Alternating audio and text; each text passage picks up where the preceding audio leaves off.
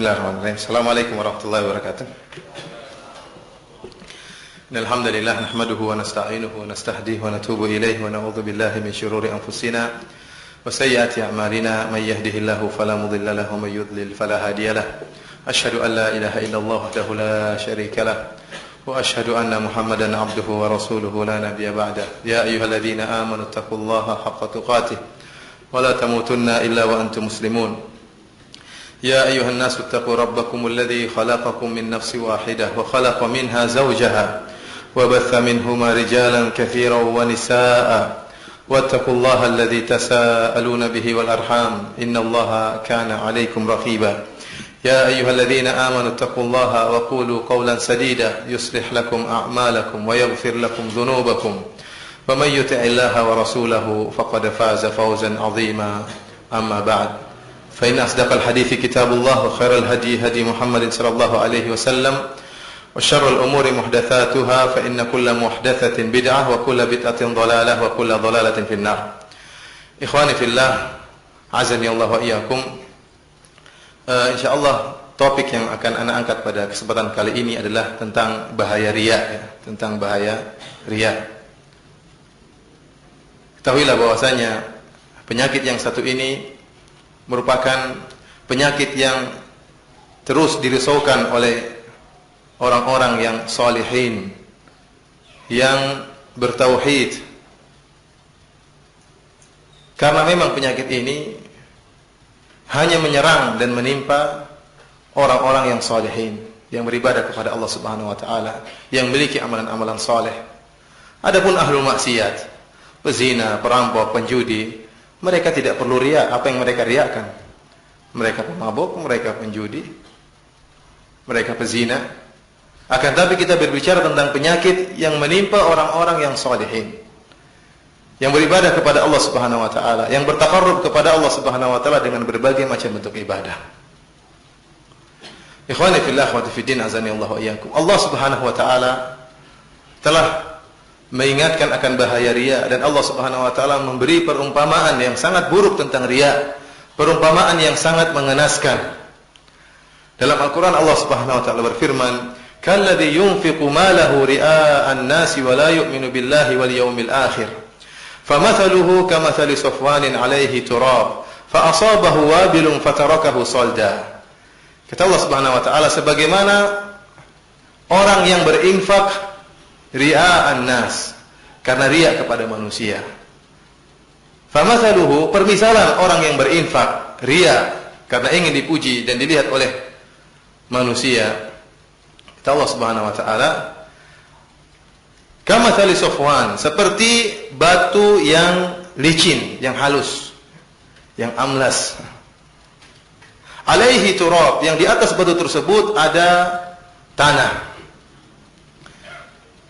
Yang kalau orang melihat dan dia sendiri menyangka bahwasanya tanah yang berada di atas batu tersebut adalah tanah yang subur, yang mudah untuk ditumbuhi dengan tumbuh-tumbuhan. Artinya kalau ada yang meletakkan biji-bijian atau menabur benih di tanah tersebut, maka akan mudah tumbuh benih tersebut dan akan subur. Kenapa? Karena tanahnya nampaknya subur.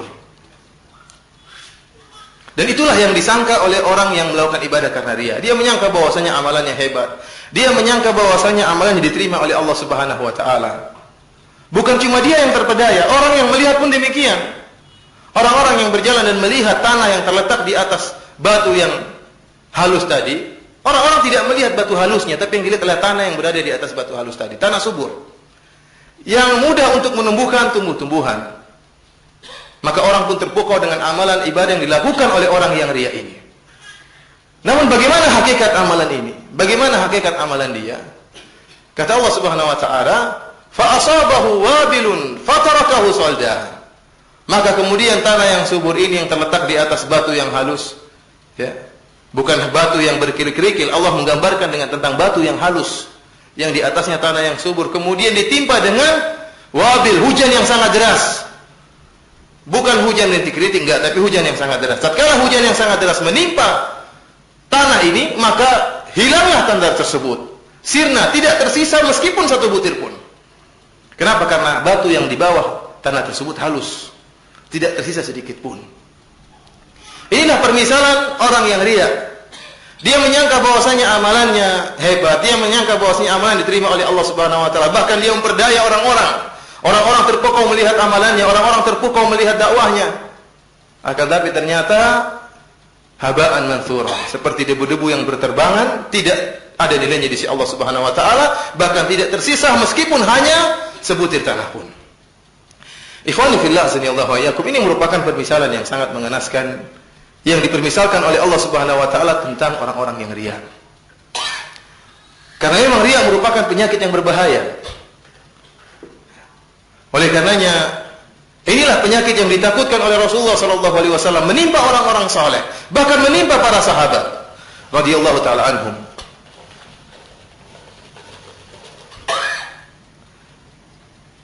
Rasulullah sallallahu alaihi wasallam sebagaimana dalam hadis yang ma'ruf yang mungkin kita semua sudah hafal hadis tersebut, kata Nabi sallallahu alaihi wasallam, akhwafu ma akhafu alaikum asyirkul asghar, fasu'ila anhu qala ar-riya. Sesuatu yang paling aku takutkan menimpa kalian, dan khitabnya kepada para sahabat. Sesuatu yang aku khawatirkan, paling aku khawatirkan menimpa kalian wahai para sahabatku adalah syirik kecil. Fasu'ila anhu, dan Rasulullah ditanya tentang syirik tersebut, kata Nabi ar-riya. Beramal soleh hanya karena ingin dilihat oleh orang lain. Suatu saat para sahabat sedang berbincang-bincang di antara mereka. Mereka menyebut tentang perkara Dajjal. Sedang berbincang-bincang tentang masalah Dajjal. Karena Dajjal merupakan fitnah yang sangat besar. Kita tahu bahwasanya Dajjal tidaklah akan muncul kecuali menjelang hari kiamat, dan bahwa fitnah yang sangat luar biasa. Diberikan sebagian rububiyah dari Allah Subhanahu wa taala, bisa menghidupkan orang yang mati, ya. Mematikan orang yang hidup, bisa menurunkan hujan, bisa menyuburkan tanah yang tandus, ya. Kesaktian dan kehebatan yang luar biasa. Para sahabat membicarakan tentang Dajjal karena fitnah yang sangat luar biasa. Maka Nabi sallallahu alaihi wasallam melewati mereka. Dan Nabi sallallahu alaihi wasallam mengatakan kepada mereka yang sedang sibuk membicarakan Dajjal. Kata Nabi sallallahu alaihi wasallam, "Ala ukhbirukum bima huwa akhwafu alaikum indi min fitnatil masih Dajjal?" Wahai para sahabatku, maukah aku kabarkan kepada kalian tentang sebuah fitnah yang lebih aku khawatirkan menimpa kalian daripada fitnahnya Dajjal? Qalu bala ya Rasulullah. Kata mereka, tentu ya Rasulullah. Fitnah apakah itu? Kata Nabi sallallahu alaihi wasallam, asyirkul khafi, syirik yang samar. Dalam riwayat yang lain, syirkus sarair, syirik yang tersembunyi. Kenapa Rasulullah SAW menamakan dengan syirik yang samar? Karena riya itu syahwat. Riya itu syahwat. Nafsu. Sebagaimana kita punya nafsu untuk makan, kita punya nafsu terhadap wanita. Orang juga punya nafsu untuk dipuji. Orang juga punya nafsu untuk dihormati. Syahwat khafiyah, kata Syekhul Islam Ibnu Taimiyah dalam Majmu' Fatawa. Syahwat yang tersembunyi. Ingin dihormati, ingin dipuji, ingin disanjung-sanjung. Kata Rasulullah SAW, syirkul khafi, syirik yang samar.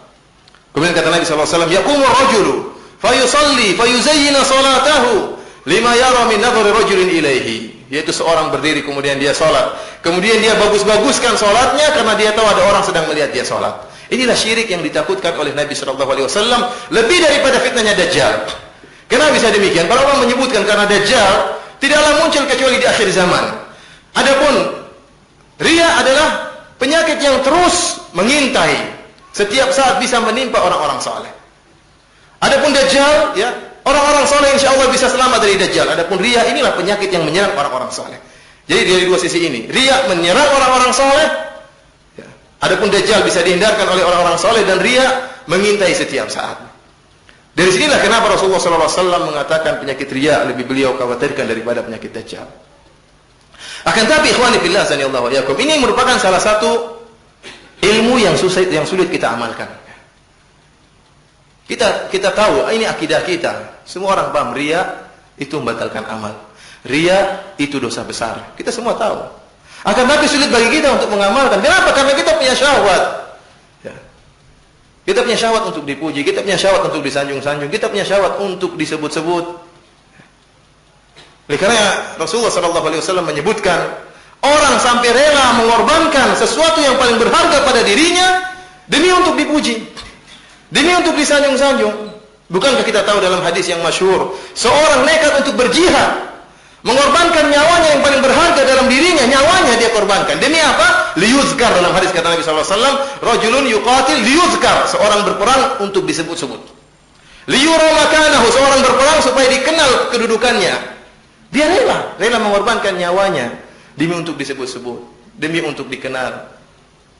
Bukan hanya capek-capek, bukan hanya mengorbankan harta. Ada orang mengorbankan harta untuk riya, ada orang mengorbankan waktu, ya, nuntut ilmu, hafal Quran, capek belajar supaya dipanggil ustaz. Mana ustaznya? Supaya dipanggil Pak Kiai, supaya dipanggil orang alim. Rela dia bekerja, capek, rela belajar, menghabiskan waktu, membaca buku ini, puluhan jilid dia baca. Supaya apa? Supaya dikenal dia orang alim. Itu dia rela berkorban. Demikian juga seorang rela untuk mengorbankan nyawanya demi untuk dipuji. Oleh karenanya ikhwani fillah azanillahu iyyakum. Ini ilmu yang saya katakan kita semua sudah tahu. Ya. Cuma sulit bagi kita untuk mengamalkan. Dan harus bagi kita untuk menjauhkan diri kita dari penyakit riya. Oleh karenanya pada kesempatan yang berbahagia ini saya ingin menyebutkan bahaya-bahaya riya yang akan menimpa seorang yang melakukan amalan karena riya baik di dunia maupun di akhirat. Agar seorang merenungkan bagaimana nasibnya jika dia beramal karena riya, ya. Karena semakin seorang semakin saleh, semakin seorang berilmu, semakin seorang banyak ibadahnya, semakin orang didengar dakwahnya, semakin besar penyakit riya ini mengintai dia. Ya. Yang pertama ikhwani fillah azanillahu iyyakum, musibah yang akan dia rasakan tatkala di akhirat.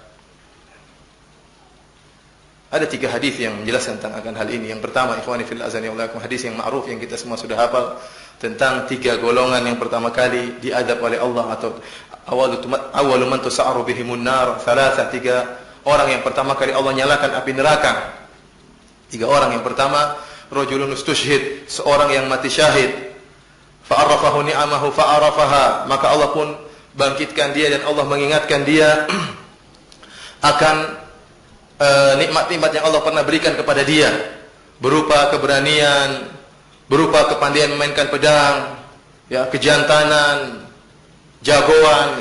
Maka dia pun ingat akan nikmat-nikmat tersebut. Maka Allah bertanya kepada dia, "Wa ma amilta fiha?" Apa yang kau lakukan dengan nikmat-nikmatku yang aku berikan kepada engkau? Kata dia, "Allah qataltu fika hatta tushhid." Ya Allah, aku berperang di jalanmu karena engkau ya Allah sampai aku mati syahid. Kata Allah, "Kadzabta, engkau dusta." Tapi engkau berperang liqal annaka jari, tetapi engkau berperang supaya dikatakan engkau adalah pemberani. Kemudian apa kata Allah? Wa qad qil, dan telah dikatakan. Perhatikan ikhwan, sabda Nabi ini, wa qad qil, perkataan Allah ini, wa qad qil, dan telah dikatakan. Artinya apa? Tatkala dia niat untuk berjihad, niatnya untuk dikatakan pemberani, dikatakan sebagai pahlawan, Allah kabulkan. Allah kabulkan niatnya tersebut. Demikian juga orang yang kedua. Rajulun ta'allama al-ilma wa 'allamahu wa qara'a al-Qur'an, seorang belajar ilmu agama ikhwan. Ini di antara 3 orang yang pertama kali dimasukkan dalam api neraka, orang yang memiliki ilmu agama. Wa qara'a al-Qur'an, dan baca Quran. Fa'arafahu ni'amahu wa arafaha. Maka Allah ingatkan nikmat yang Allah berikan kepada dia berupa kecerdasan, mudah untuk memahami, bisa pandai, mudah untuk baca kitab gundul. Ini semua kenikmatan. Mudah untuk menghafalkan Quran, mudah untuk bertajwid dalam baca Al-Quran. Maka Allah bertanya, "Wa ma amilta fiha?" Apa yang kau lakukan? Dia mengatakan, "Qara'tu fikal Quran wa 'allamtu." Aku baca Quran karena engkau ya Allah, dan aku mengajarkannya. Kata Allah, "Kadzabta, engkau dusta, tetapi engkau melakukannya liqal annaka qari', liqal annaka 'alim." Tapi engkau melakukannya supaya dikatakan engkau adalah qari', pandai baca Quran, dan juga alim, orang yang alim. Wa qad qil, dan telah dikatakan. Lihatlah ini. Oleh karena ikhwan, seorang yang dia kemudian menuntut ilmu, kemudian niatnya busuk, ya, niatnya busuk supaya dihormati, supaya dikatakan seorang alim, supaya dikenal, tersohor ilmunya, supaya diakui hafalannya, ya, maka Allah akan kabulkan keinginannya. Wa qad qil, kata Allah, telah dikatakan. Man kana yuridul hayatad dunya wa zinataha nuwaffi ilaihim a'malahum fiha wa hum fiha la yubkhasun. Barang siapa yang beramal saleh hanya mencari perhiasan dunia dan keindahannya, Allah akan berikan dan Allah tidak akan kurangi. Barang siapa yang menuntut ilmu supaya dikatakan sebagai ustaz, supaya dihormati, supaya dikenal ustaz, ya, maka orang akan menyebut dia sebagai ustaz dan dikabulkan. Akan tapi itu bukan tanda bahwasanya dia ikhlas. fa umira bihi fasubiha ala wajhihi hatta ulqiya fi nar. Kemudian Allah Subhanahu wa taala merintahkan para malaikat untuk menggeret orang ini di atas wajahnya, kemudian dilemparkan dalam api neraka. Demikian juga orang yang ketiga, rajulun atahu Allahu min asnafil mali kullihi. Orang yang Allah berikan segala macam bentuk harta, ya. Sawah ladang punya, rumah mewah punya, ya, mobil mewah punya, semua harta dia punya. Maka fa'arafahu ni'amahu fa'arafaha. Allah ingatkan nikmat-nikmat yang Allah berikan kepada dia dan dia pun ingat. Kata Allah Subhanahu wa taala, "Ma'amilta fiha." Apa yang kau lakukan dengan nikmat-nikmat tersebut? Kata dia, "Ma taraktu min sabilin tuhibbu an yunfaqa fiha illa anfaqtu fiha." Ya Allah, tidak ada satu jalan pun yang kau suka aku berinfak di situ kecuali aku akan infak. Ada orang anak yatim minta bantuan, saya bantu ya Allah. Ada yang ingin bikin pondok, saya bantu ya Allah. Ada minta dana untuk dakwah, saya bantu ya Allah. Karena engkau ya Allah, Allah katakan kadzabta, engkau dusta, tetapi engkau melakukannya liyuqal annaka jawad, tapi supaya dikatakan engkau adalah dermawan wa qad qil, dan telah dikatakan. Ini nasib buruk pertama yang menimpa ya, orang yang riya, ya. Dia yang pertama kali diazab di akhirat kelak, ya, sebagai penghinaan bagi orang-orang yang riya. Ya, dalam hadis yang lain juga Allah Subhanahu wa taala menyebutkan Allah akan permalukan orang-orang yang riya. Dalam satu hadis yang sahih kata Nabi sallallahu alaihi wasallam, "Man sama Allahu bih wa man yura'illahu bih." Ya, hadis diriwayatkan Imam Al-Bukhari dalam sahihnya, kata Nabi sallallahu alaihi wasallam, barang siapa yang beramal untuk didengar-dengarkan, Allah akan permalukan dia. Allah akan perdengarkan hakikat daripada amalan dia. Riyanya itu akan Allah sebutkan. Wa man yura'illahu bih, barang siapa yang beramal dalam rangka untuk riya, maka Allah akan permalukan dia di depan khalayak.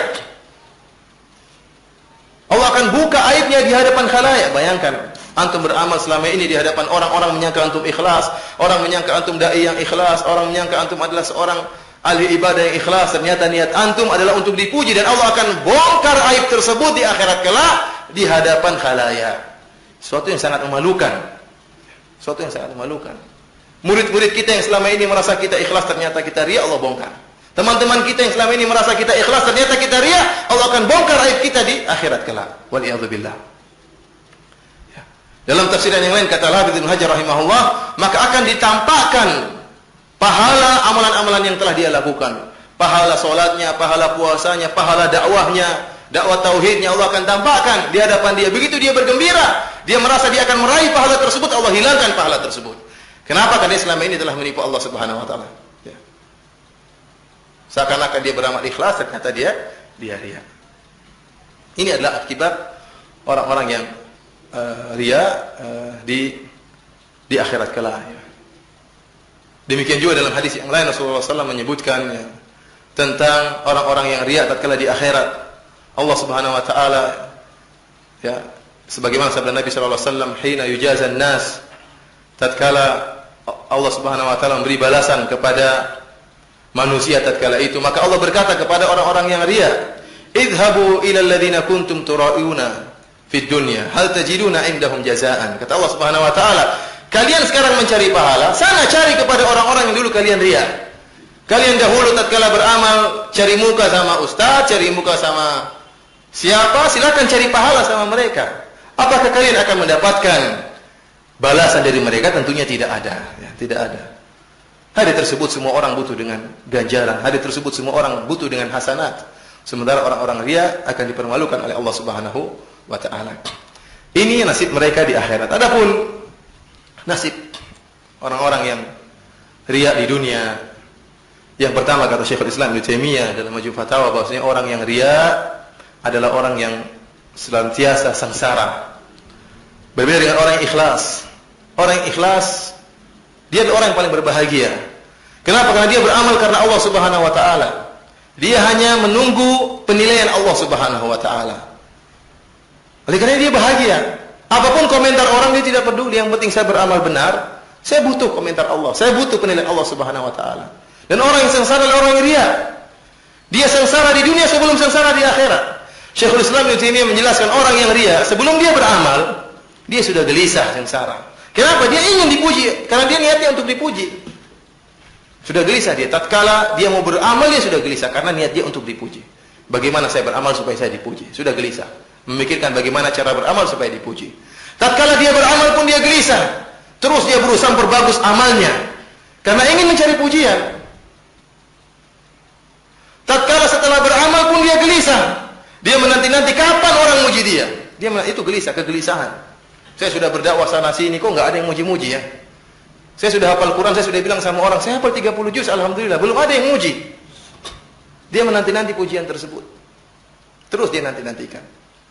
Begitu ada yang puji, Masya Allah kamu gini dipuji, belum tentu dia bahagia. Bisa jadi pujian yang dia harapkan ternyata tidak sesuai. Pujian yang dia dengar tidak sesuai dengan yang dia harapkan. Dia sudah hafal Quran, dia sudah cerita kepada orang lain, saya sudah hafal Quran. Dia cerita kebanyakan orang, saya sudah baca sekian buku, saya sudah tamat sekian buku. Dia katakan kepada orang lain, saya sudah menghadiri banyak majelis ulama, saya sudah ngaji sama syekh ini. Ternyata yang puji bilang, alhamdulillah. Loh, kok cuma gitu saja pujiannya? Menyesal dia. Harusnya kan, oh Masya Allah kamu orang alim. Ternyata yang diharapkan tidak dia dapatkan, maka dia pun jengkel. Sudah dipuji tapi masih jengkel. Kalaupun dia dipuji sesuai dengan yang dia harapkan, ketahuilah kebahagiaannya hanya sementara. Dia alhamdulillah mengisi pengajian yang hadir rame, orang puji Masya Allah ente ceramah ente bagus, penyampaian ente bagus. Oh, alhamdulillah, itu yang saya cari selama ini. Itulah yang saya cari selama ini. Ustaz. Ustaz ente penyampaiannya hebat Ustaz, tidak seperti yang lainnya Ustaz. Masya Allah, alhamdulillah, itu yang saya cari. Besoknya nggak bilang lagi Ustaz, diam-diam saja. Waduh, kemarin kapan saya pengen dipuji lagi seperti kemarin. Gelisah dia. Demikianlah orang yang dia senantiasa gelisah dan gelisah. Hari ini dia ceramah, dilihat orang terpukau, besok dia ceramahnya jelek, dia, aduh kenapa saya nggak bisa ceramah seperti kemarin? Tidak seindah kemarin. Orang kok hari ini ngantuk semua, tidak seperti kemarin terpukau ini.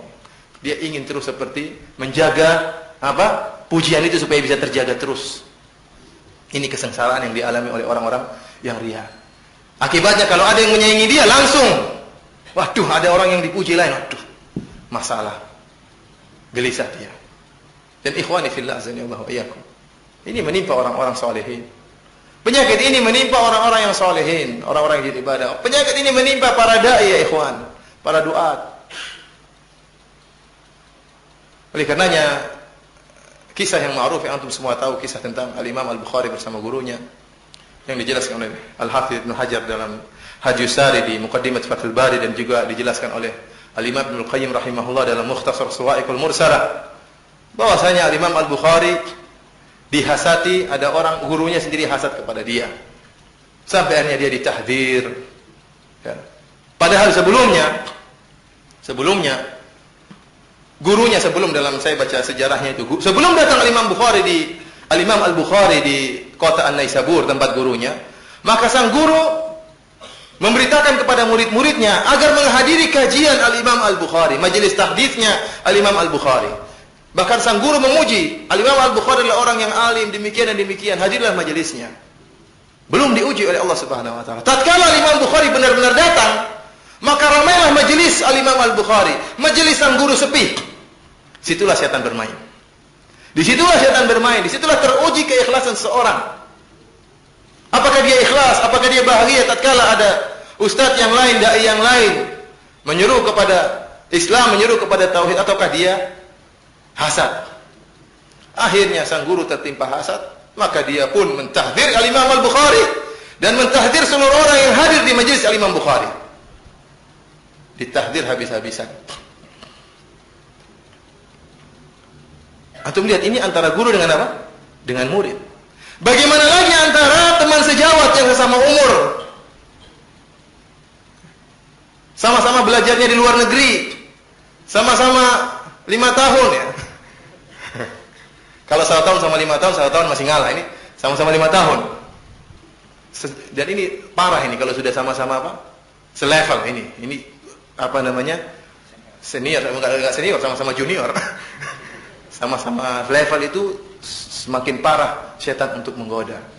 Oleh karenanya pantaslah Al-Imam Syekhul Islam Ibnu Taimiyah mengatakan al-hasad baina ashabil ilmi asyaddu minal hasad baina ahli al-amwal.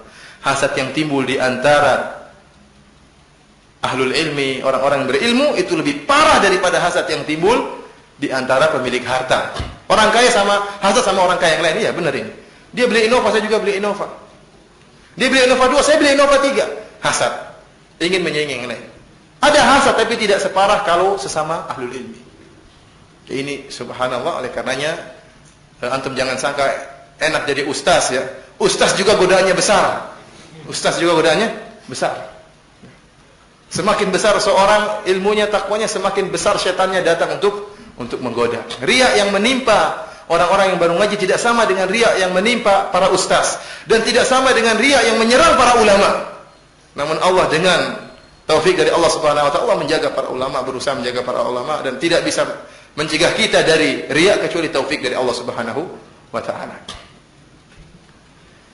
Ini ikhwani fillah azanillahu wa iyyakum ya. Keburukan yang menimpa orang yang riya, dia senantiasa gelisah mencari-cari pujian yang diharapkan selalu. Kemudian di antara keburukan yang menimpa orang yang riya, dikhawatirkan dia terkena su'ul khatimah. Dikhawatirkan terkena su'ul khatimah atau akan hancur suatu saat. Ada orang yang mungkin dakwanya gencar, semua orang dengar sama dia, tunduk sama dia, apa yang dia ngomong A, orang semua ikut A. Dia bilang B, semua orang ikut B. Suatu saat dia akan hancur lebur. Ditinggal oleh semua orang bisa jadi. Kenapa? Karena niatnya nggak beres. Ini masih mending cuma ditinggal oleh orang. Jangan sampai kalau meninggal dalam keadaan su'ul khatimah. Sebagaimana hadis Nabi SAW, tatkala Rasulullah, para sahabat memuji seseorang yang dalam berperang, hebat perangnya, kata Nabi SAW, huwa min ahlin nar, dia penduduk neraka. Maka salah seorang sahabat bertekad untuk mengutip orang ini, diikuti orang ini, diikuti bagaimana dia berperang, hebat perangnya. Ternyata di akhir hayatnya dia terkena tusukan pedang dan dia merasa kesakitan, tidak kuat menahan rasa sakit tersebut, maka dia pun bunuh dirinya. Dalam hadis lain, ya, kata Rasulullah SAW, inna ahadakum la ya'malu bi amali ahlil jannah hatta ma yakunu bainahu wa bainaha illa dhira' fayasbiqu alaihi alkitab fayamalu bi amali ahli an-nar fayadkhuluha. Sungguhnya salah seorang dari kalian sungguh-sungguh beramal dengan amalan-amalan penduduk surga, amalan-amalan saleh, sehingga jarak antara dia dengan surga hanyalah satu dhira'. Kemudian satu hasta, kemudian akhirnya di akhir hayatnya dia beramal dengan amalan-amalan ahli neraka, maka dia pun masuk dalam neraka. Al-Hafidz Ibnu Rajab menyebutkan bahwasanya sebab kenapa bisa terjadi perubahan seperti itu, tadinya beramal soleh kemudian tiba-tiba berubah menjadi amal maksiat. Kenapa? Dia niatnya tidak beres. Sebagaimana nasib orang yang tadi berjihad, ya, kemudian akhirnya di akhir hayatnya bunuh diri. Kata dalam satu riwayat kata Nabi sallallahu alaihi wasallam, "Fima yabdu linnas." Dia beramal soleh menurut pandangan manusia. Dia beramal soleh menurut pandangan manusia. Namun ternyata niatnya buruk. Oleh karenanya akan nampak keburukannya tatkala di akhir hayatnya. Oleh karenanya kita khawatirkan orang yang beramal riya, ya, kalau dia tidak segera menyelamatkan jiwanya, tidak segera bertobat kepada Allah Subhanahu wa taala, maka dia akan terpuruk dan dikhawatirkan akan mendapatkan su'ul khatimah. Ikhwani fillah azanillahu wa iyyakum. Ini hanya sekedar apa yang bisa ana sampaikan. Yang terakhir ana ingin tutup dengan bagaimana di antara kiat-kiat kita untuk bisa ikhlas karena Allah Subhanahu wa taala. Ya, ada satu perkara yang sangat penting, yaitu pertama atau dua perkara yang sangat penting. Yang pertama, kita berusaha mengenal hakikat makhluk yang kita harapkan pujiannya ini. Kita kalau beramal kan kita ingin dipuji sama orang lain, ingin dipuji sama ustadz kita, ingin dipuji sama teman-teman kita, ingin dipuji sama istri kita, ingin dipuji oleh mertua kita, ingin dipuji oleh Pak Bupati. Siapa lagi? Banyak, ingin dipuji banyak orang. Kita kenal siapa sih orang-orang ini yang kita harapkan pujiannya? Ustadz, Pak Bupati, teman, mereka manusia. Mereka manusia. Ya. Makhluk yang seperti kita. Bisa jadi lebih buruk daripada kita. Apakah pantas kemudian kita merendahkan kepala kita di tanah, kita sujud, kita sholat hanya mengharapkan pujian dari makhluk yang seperti ini, yang tidak akan bisa memberikan kita faedah di akhirat kelak? Mereka juga butuh dengan hasanat. Mereka juga takut dengan azab neraka. Ini makhluk, ya, yang kalau meninggal dunia kemudian tidak dikubur akan mengeluarkan bau yang busuk. Ini makhluk yang kita harapkan pujiannya, makhluk yang hina seperti ini. Makhluk yang mungkin kita lihat badannya kekar, tapi kalau lagi pas sakit coba lihat, merintih seperti anak kecil menangis. Apakah kita mengharapkan pujian dari orang seperti makhluk seperti ini? Ini karena ikhwani fillah Allah. Sebelum kita mengharapkan pujian orang lain makhluk, kita hanya mengharapkan pujian Rabbul Alamin, Allah Subhanahu wa taala. Renungan seperti ini bantu kita untuk bisa meroleh ikhlas tatkala beribadah kepada Allah Subhanahu wa taala. Yang kedua, ikhwani fillah Allah wa iyyakum, berusaha untuk menyembunyikan amalan kita. Ya. Berusaha untuk menyembunyikan amalan kita. Karena memang tatkala kita beramal, setan akan berusaha menggelitiki hati kita supaya kita cerita. Ya, saya Alhamdulillah sudah hafal Quran. Alhamdulillah saya sudah mengisi pengajian di 5 tempat selama seminggu. Alhamdulillah saya sudah ngisi desa sana desa sini. Alhamdulillah. Ada alhamdulillahnya ada, tapi niatnya apa? Ingin dipuji. Masya Allah, antum masya Allah ya, masih ada sisakan waktu untuk alhamdulillah. Allah yang lebih tahu isi hati kita. Dan setan selalu menggelitik karena kita ingin dipuji. Tatkala orang tahu kita telah berjuang dengan di atas dakwah, sudah rela berkorban waktu dan harta untuk berdakwah, maka orang akan menghargai kita. Dan itu yang kita cari, dihargai oleh orang lain. Itu yang kita cari, dihargai oleh orang lain. Oleh karena kita berusaha menyembunyikan amalan kita. Dia di antara hal yang bisa membantu amalan kita adalah salat malam.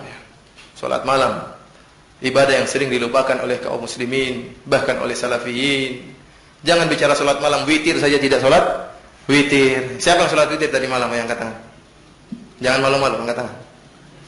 Aduh.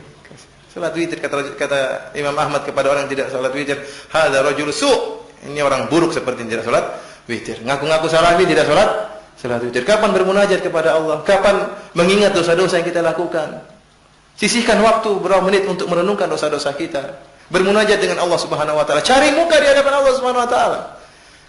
Kata Abdullah bin Salam, awwalu kalamin sami'tu minan Nabi sallallahu alaihi wasallam. Kalimat pertama yang saya dengar dakwah Nabi tatkala saya masuk Madinah, kata Nabi sallallahu alaihi wasallam, ya ayuhan nas, afshu salam wa at'imut ta'am, wasilul arham, wa sallu bil lail wan nasu niyam tadkhulul jannata bisalam. Kata Nabi sallallahu alaihi wasallam, wahai manusia, tebarkanlah salam, berilah makan kepada fakir miskin, sambunglah silaturahmi, dan salatlah malam tatkala orang-orang sedang tidur, tadkhulul jannata bisalam, sungguhnya kalian akan masuk surga dengan penuh keselamatan. Bangun tatkala orang-orang semua sedang tidur. Biasakan cari muka di hadapan Allah Subhanahu wa taala. Allah turun ke langit dunia, di sepertiga malam yang terakhir mencari-cari hambanya. Hal min mustaghfirin faghfirullah. Apakah ada di antara hamba-hambaku yang beristighfar, aku akan ampuni dosa-dosanya. Hal min sa'ilin fa'utiya su'lah. Apakah ada di antara hamba-hambaku yang meminta, akan aku berikan permintaannya, akan aku kabulkan. Allah mencari hamba-hambanya. Kita cari muka di hadapan Allah Subhanahu wa taala. Sisihkan waktu 15 menit, setengah jam. Cari muka di hadapan Allah Subhanahu wa taala. Biasakan hal itu. Karena itu akan mendidik kita untuk ikhlas. Tapi kalau sudah pagi jangan cerita, alhamdulillah tadi malam saya sholat malam, meskipun 3 rakaat. Jangan cerita lagi, ini membuyarkan semuanya tadi. Sudah ikhlas malah buyar semuanya. Oleh karenanya, saya pas kemarin menghadiri acara perpisahan, kelulusan mahasiswa Madinah. Dikumpulkan seluruhnya dari yang marhalah, dari tingkatan S1, S2 dan S3 yang seluruhnya dikumpulkan, tidak semuanya tapi yang artinya ya dikumpulkanlah, bukannya begitulah. Akhirnya diminta dari satu wakil mahasiswa untuk menyampaikan kesan dan pesan kepada para hadirin. Maka berdirilah salah seorang dari kuliah hadis yang lulus dari S2 dengan predikat cum laude, ya. Cum laude, dan dia dari Yugoslavia. Dari mana? Yugoslavia. Yugoslavia itu Eropa atau Asia? Eropa, Masya Allah. Kemudian dia berkhutbah dengan bahasa Arab yang sangat fasih. Dan di akhir khutbahnya dia mengatakan, saya mewasiatkan kepada para hadirin sekalian untuk memiliki suatu amalan yang tidak ada yang mengetahui kecuali hanya Allah Subhanahu wa taala. Yasta'inuna bihi, agar mereka menjadikan amalan ini sebagai penolong baginya dalam menjalankan dakwah di jalan Allah Subhanahu wa taala. Kita butuh amalan yang kita tidak tahu kecuali hanya Allah Subhanahu wa taala. Yang kita banggakan amalan tersebut, artinya kita jadikan modal kita untuk berdakwah, untuk menjalankan ibadah kepada Allah Subhanahu wa taala. Adapun seluruh amalan kita ceritakan kepada orang lain, apa yang bisa kita andalkan. Dan itu nasihat yang sangat memberi kesan kepada para hadirin. Ikhwani fillah azanillahu wa iyyakum, demikian saja mungkin yang bisa ana sampaikan pada kesempatan kali ini. Harapan kita semoga Allah Subhanahu wa taala menjadikan kita orang-orang yang ikhlas, ya, dan berusaha menjauhkan kita dari penyakit riya, penyakit yang sangat berbahaya, penyakit yang menyibukkan hati-hati orang-orang yang saleh, ya. Dan semoga Allah Subhanahu wa taala masukkan kita dalam surganya kelak. Amin ya rabbal alamin. Jazakallah khair kita ucapkan kepada Ustaz Firanda. Saya pikir sampai jam 12, Ustaz. Ini masalahnya dari sini kelihatan masih banyak yang berdatangan salat di belakang ya. Gitu. Dari jauh-jauh. Tapi insyaallah kita lanjut dengan tanya jawab aja, Ustaz. Insyaallah.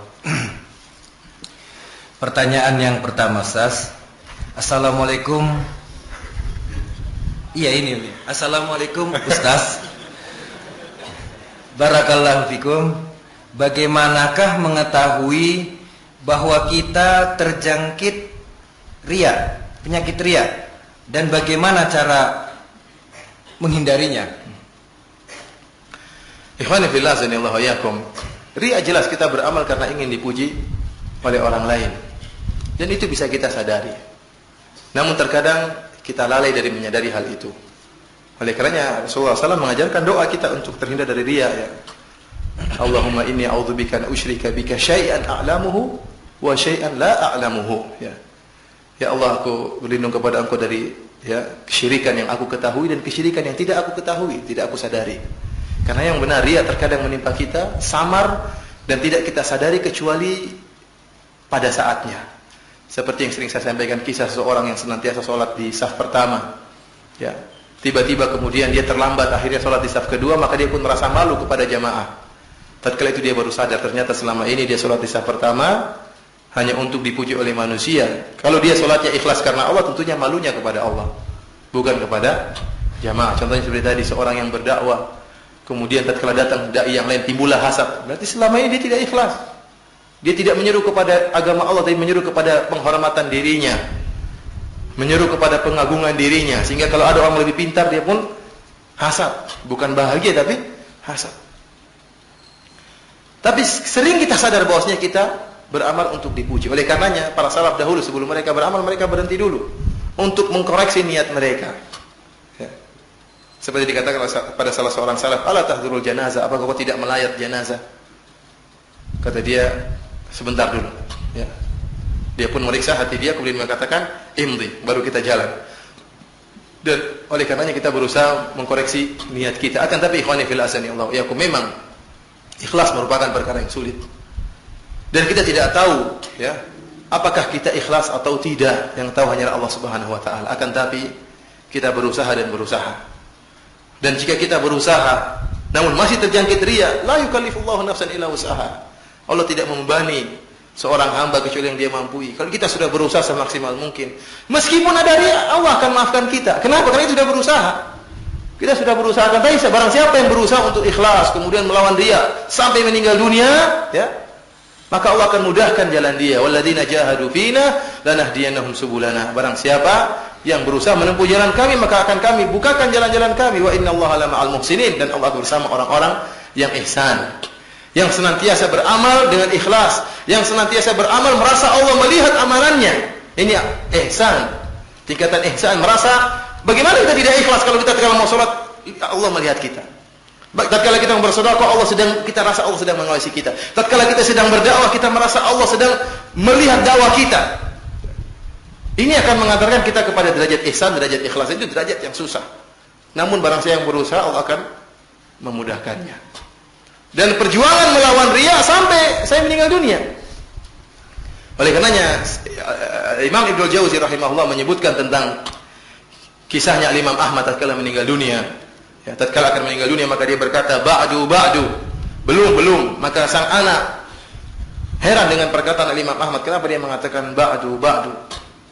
Kemudian Imam Ahmad pingsan.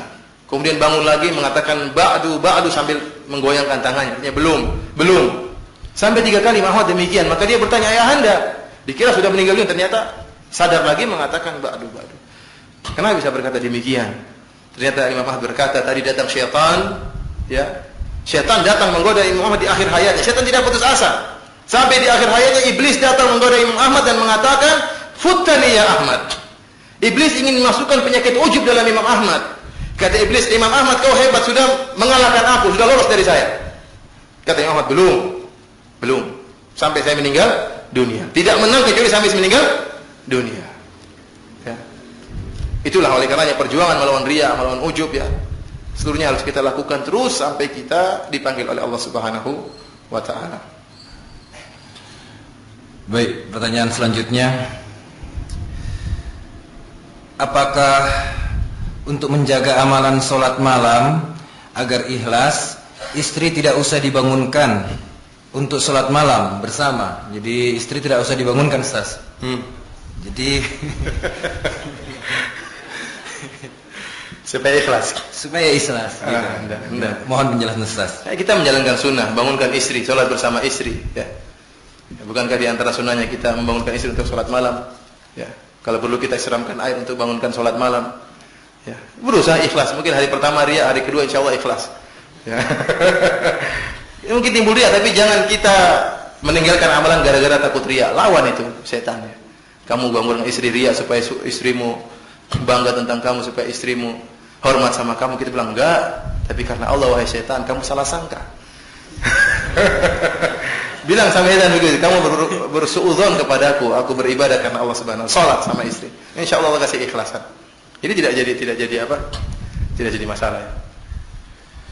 Baik, pertanyaan selanjutnya ini mohon pertanyaannya ya yang singkat aja, enggak usah terlalu panjang dan mudah-mudahan bisa dibaca. Ini agak-agak sulit ini. Banyak yang sulit kalau enggak bisa di ini, Ustaz.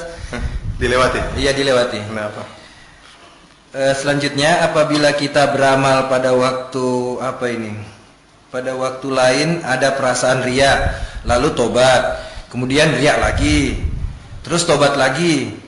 Pertanyaannya, sampai mana batasan riya yang membatalkan amalan? Jika sesuatu amalan dicampuri oleh riya, maka amalan tersebut tidak diterima oleh Allah Subhanahu wa taala. Meskipun para ulama khilaf tentang kalau amalan sejak awal dicampur oleh riya, amalan tersebut tidak diterima oleh Allah Subhanahu wa taala. Sebelum sholat dia sudah riya. Sebelum sholat dia sudah saya sholat berjamaah supaya dilihat oleh Pak Ustadz misalnya. Supaya dilihat oleh teman-teman saya ini sholat berjamaah ya. Sejak awal dia sudah riya, ya sudah, amalnya tidak diterima. Tapi para ulama khilaf jika sejak awal dia ikhlas. Kemudian di tengah sholat ternyata dia riya. Dia lagi sholat Allahu Akbar lagi ikhlas, tahu-tahu ya orang single jadi imam. Waduh, ini harus baguskan bacaannya. Ternyata yang senggol Ustaz Abu Sa'ad. Waduh. Lebih baik lagi. Harus bagus dan panjang bacaannya ini, kalau enggak nanti dimarahin Ustaz. Akhirnya dia riya di tengah jalan. Namun jika dia berhasil menolak riya tersebut, maka diterima. Kesepakatan para ulama. Yang jadi khilaf kalau riya tersebut dia biarkan sampai akhir sholat. Ini khilaf di antara para ulama. Apakah pahala sholatnya diterima atau tidak? Sebagian ulama mengatakan sholatnya diterima. Kenapa? Karena dia dibangun di atas keikhlasan. Dan kita melihat al-ibrah bil awal ya, yang jadi patokan oleh yang awal.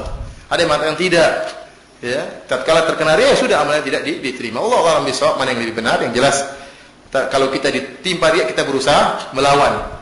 Kita melawan terus. Kalau kita berusaha melawan, masalah riya pergi atau tidak, yang penting kita melawan, Allah akan maafkan kita. Karena kita sudah apa, bro?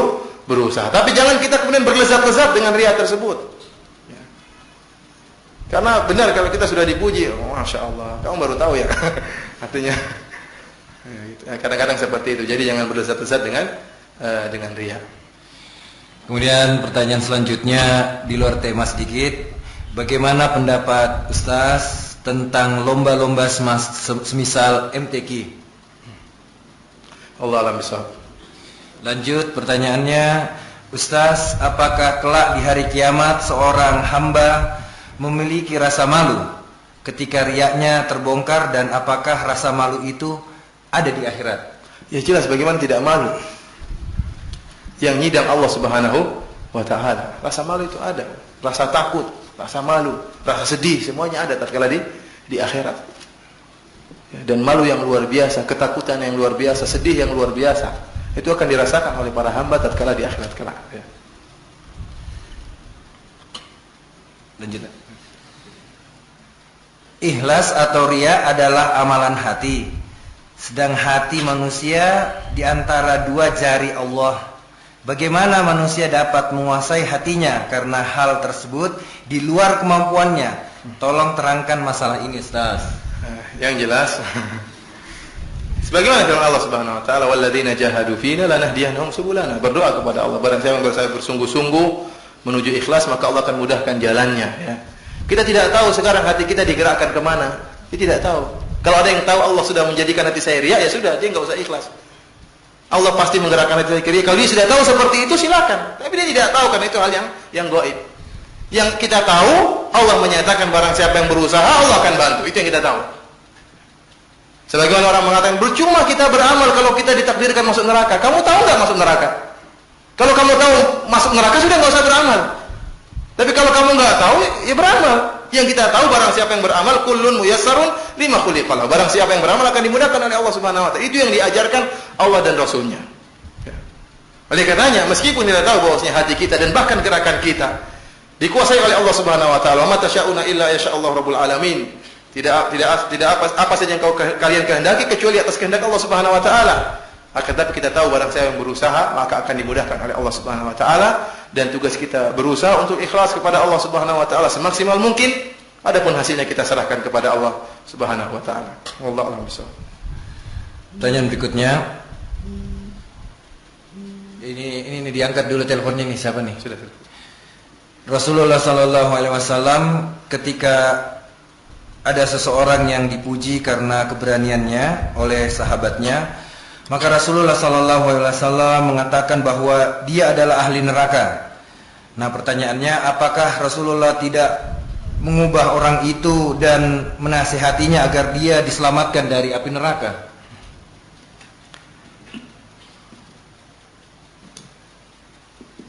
Allah alam bisawab. Di dalam nas tidak disebutkan bahwasanya Rasulullah SAW kemudian menasihati orang tersebut, ya. Akan tapi nasihat-nasihat Rasulullah sudah ada, sudah didengar oleh para sahabat. Rasulullah sudah menjelaskan tentang masalah riya. Rasulullah sudah mengingatkan akan bahaya riya. Rasulullah sudah mengingatkan akan pentingnya ikhlas. Namun Rasulullah menjelaskan kondisi orang ini seperti itu. Ya, yang jelas Rasulullah sudah menyampaikan, ya, meskipun tidak secara khusus atau secara khusus kita tidak tahu, akan tapi Rasulullah sudah menjelaskan dalam hadis-hadisnya kepada para sahabatnya. Kemudian orang ini ternyata beramal dengan riya, ya. Dan Rasulullah menjelaskan akan nasib orang tersebut. Allah ta'ala alam bisawab. Baik, pertanyaan berikutnya. Yang terakhir. Ini masih banyak, Ustaz. Sini saya yang pilih aja.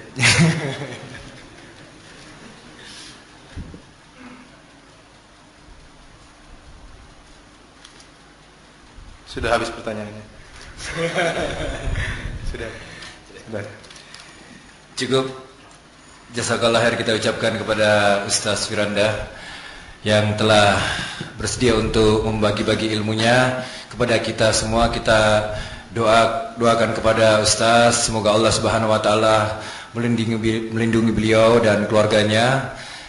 Dan tidak lupa juga kita ucapkan banyak-banyak terima kasih kepada Takmir Masjid Al-Hasanah yang telah menyediakan fasilitas tempat dan Radio Muslim yang menyiarkan secara langsung. Mungkin itu aja dari saya sebagai pembawa acara. Mohon maaf atas segala kekurangannya. Kita tutup kajian kali ini dengan doa kifaratul majelis. Subhanakallahumma wa bihamdika asyhadu an la ilaha illa anta astaghfiruka wa atubu ilaik. Assalamualaikum warahmatullahi wabarakatuh.